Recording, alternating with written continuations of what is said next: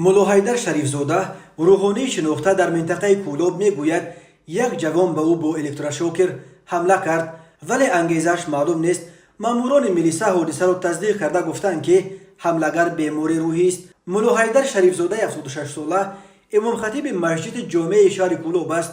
او روز 6 اکتبر سال 2022 برای جای آزادی گفت که حمله به او هفته گذشته هنگام خواندن نماز جنازه روی داد. جوان در پس من بوده است ولی فکر میکنم او تنها نبود. یک دیوانه رو پیش در آوردند و خودشان از پس ایستادند. وی با الکتروشوکر زد. همراهانش سپس از دست او گرفته اشاره کردند که بگریزد. گفتم کوردورش نشوید، پناهش به خدا نقل کرد. او در اداره میلیسای کولاب گفتند هویت یا شخصیت حمله‌ور را معلوم کردند و او گرفتار بیماری روانی است. از این بیشتر جزئیات ندادند. معلوم نیست قضیه با همین پوشیده شده است یا تحقیق ادامه خواهد کرد. در حالی که ملا حیدر شریفزاده ادعا دارد که حمله‌ور تنها نبود.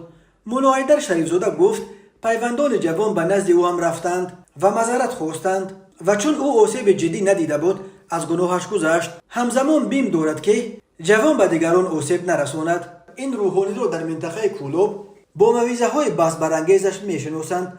خودش میگوید هدفش تنها تربیت جامعه است نه چیزی دیگر. من به کسی کار ندارم، مردم را نصیحت میکنم و راه راست را نشون میدم. به یگان کس دشمنی ندارم، حق کسی را نخوردم، کسی را دشنام ندادم، در این حادثه چیزی را نمیفهمم، گفت ملا حیدر روز 6 اکتبر. ملا حیدر شریفزاده در سالهای 90 عضو شورای عالی تاجیکستان بود و در گردارهای داخلی نیز شرکت فعال داشت و از طرفداران حکومت فعلی به شمار میرفت. سالهای آخر اگرچه از سیاست کنار رفته است، نامش چند دفعه در پیوند به بیانیه‌هایش درباره اشتراک جوانان در جنگ‌های عراق و سوریه، تشکیل کتابخانه و کم کردن مسجدها و آزادی‌های دینی در تاجیکستان و سوختار خانه‌اش در سرخط رسانه‌ها قرار گرفت.